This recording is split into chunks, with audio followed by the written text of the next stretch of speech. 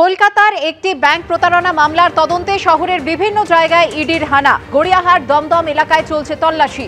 2022 সালে এসবিআই এর তরফে ৩,২৮০ কোটি টাকা প্রতারণার অভিযোগ দায়ের কনকা স্টিলের কর্ণধার ব্যবসায়ী সঞ্জয় সুরেকার বালিগঞ্জের ম্যান্ডেভিলা গার্ডেনের বাড়িতে হানা ইডি। দমদম ক্যান্টনমেন্ট এলাকায় ব্যবসায়ী সঞ্জয় গুপ্তের ফ্ল্যাটে তল্লাশি ইডির আধিকারিকদের। কলকাতার একটি ব্যাংক প্রতারণা মামলার তদন্তে শহরের বিভিন্ন জায়গায় ইডির একযোগে হানা। গড়িয়াহাট দমদম এলাকায় চলছে তল্লাশি।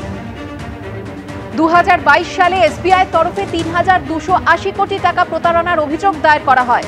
কনকা স্টিলের কর্ণধার ব্যবসায়ী সঞ্জয় সুরেকার বালিগঞ্জের ম্যান্ডেভিল গার্ডেনের বাড়িতে হানা দিয়েছে ইডির আধিকারিকেরা। দমদম ক্যান্টনমেন্ট এলাকায় ব্যবসায়ী সঞ্জয় গুপ্তের ফ্ল্যাটে তল্লাশি ইডির আধিকারিকদের।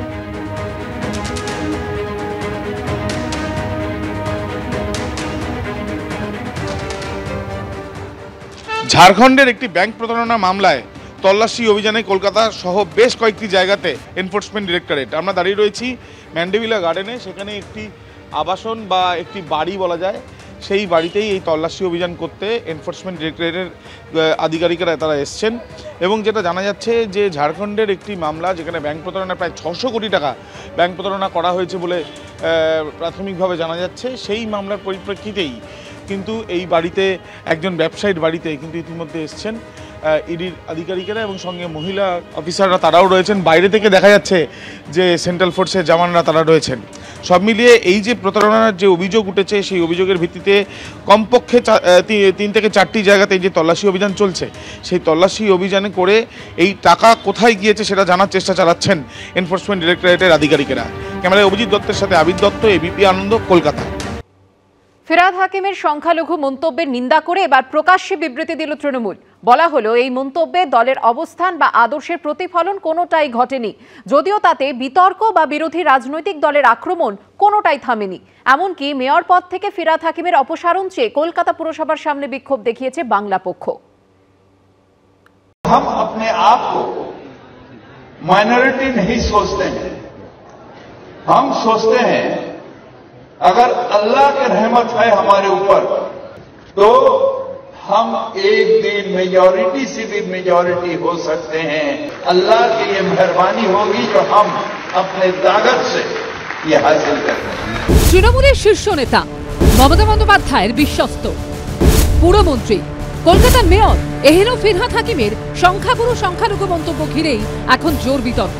এই পরিস্থিতিতে চরম অস্বস্তিতে পড়ে এবার আনুষ্ঠানিকভাবে বিবৃতি দিয়ে ববি হাকিমের মন্তব্যের কড়া নিন্দা করল তৃণমূল কংগ্রেস।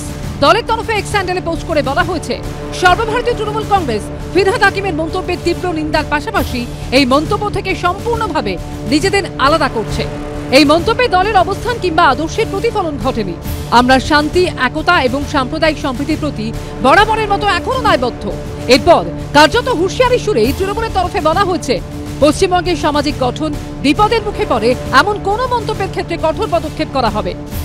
ফিরহাদ হাকিম একটা বিষয়ে তিনি বলতে চেয়েছিলেন এক কথা, কিন্তু তার বাক্য গঠন, শব্দ গঠন যেভাবে গেছে তাতে একটা বিতর্ক তৈরি হয়ে গিয়েছে এবং বিরোধীরা সেটাকে একটা কুৎসার জায়গায় নিয়ে গিয়েছে। ওই বক্তব্য সেটা যে তৃণমূল কংগ্রেস অনুমোদন করে না বা তৃণমূল কংগ্রেসের বক্তব্য নয় এবং তৃণমূল কংগ্রেস সেটা কঠোরভাবে নিন্দা করে, সেটা তৃণমূল কংগ্রেসের তরফ থেকে জানিয়ে দেওয়া হয়েছে। বিতর্কের মুখে নিজেকে ধর্মনিরপেক্ষ বলেও দাবি করেছেন Firhad. I am an Indian and I will die as an Indian. I am a secular and I will die as a secular. কিন্তু বর্তমান রাজনৈতিক প্রেক্ষাপটে ববি হাকিমের মন্তব্যের সুদূর প্রসারী রাজনৈতিক প্রভাবের সম্ভাবনা আঁচ করেই প্রকাশ্যে তা নিন্দা করল তৃণমূল। কিন্তু তাতে কি বিতর্ক থামবে? মমতা বন্দ্যোপাধ্যায় রচিত, তৃণমূল যাত্রাপালা নির্দেশিত এই যে ঘৃণ্য অঙ্কটা, এই বেইমানির অঙ্কটা দলের মধ্যে, তাদের দলের সবাই জানেন, পশ্চিমবঙ্গবাসী সবাই জানেন যে তারা অপরাধকে প্রশ্রয় দেয়, তারা বিচ্ছিন্নতাবাদকে প্রশ্রয় দেয়। না হলে এতদিনে হিন্দুদের কেটে ভাগীরথীতে ভাসিয়ে দেওয়া হুমায়ুন কবির জেলে থাকতেন। মন্ত্রিত্ব চলে যেত সিদ্দিকুল্লাহ চৌধুরীর, যিনি বলেছেন হাম দো হামারে দো নয়, হামারে 4 চাই। তারপর এই ববি হাকিমের মন্তব্য, এই 3 জনকে কি একসঙ্গে ছুঁড়ে ফেলে দেওয়া হয়েছে? জিন্নার বংশধরের একজন হচ্ছে উজ্জ্বলতম নক্ষত্রের নাম হাকিম সাহেব। এগুলোকে পার্টি থেকে ঘাড় ধাক্কা দিয়ে এখনই বার করে দেওয়া উচিত। একদম ঘাড় ধাক্কা দিয়ে। এই সমস্ত জিন্নার বংশধররা আজও এই বাংলায় মুখ্যমন্ত্রী মমতা ব্যানার্জির পৃষ্ঠপোষকতায় লালিত হচ্ছে, পালিত হচ্ছে। ঘাড় ধাক্কা দিয়ে তাকে পার্টি থেকে বার করে দেওয়া হচ্ছে, ঘাড় ধাক্কা দিয়ে।